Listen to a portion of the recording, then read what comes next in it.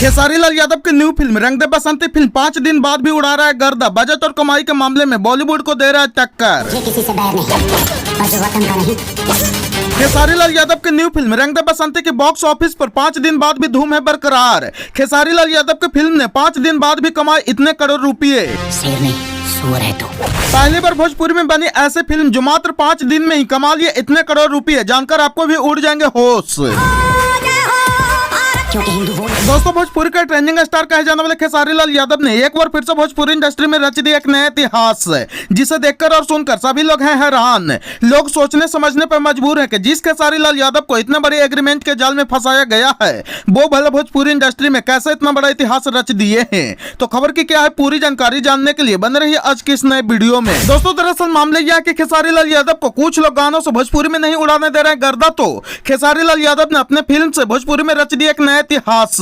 आपको बता दें कि खेसारी लाल यादव की न्यू फिल्म रंग दे बसंती का इन दिनों हर ओर हर जगह जलवा चल रहा है, चाहे बिहार, यूपी, झारखंड का कोई भी जिला हो। अभी चारों तरफ इनका ही बोलबाला चल रहा है। और आपको बता दें कि फिल्म रंग दे बसंती ने रिलीज के साथ ही कई बड़े रिकॉर्ड्स खड़े कर चुके हैं और यह भोजपुरी की वो पहली फिल्म बन चुकी है जिसे पैन इंडिया रिलीज किया गया है। और आपको बता दें कि इस फिल्म के निर्माता रोशन सिंह और खेसारी लाल यादव की रंग दे बसंती फिल्म में कमाई के मामले में भी इतिहास रच दिया है।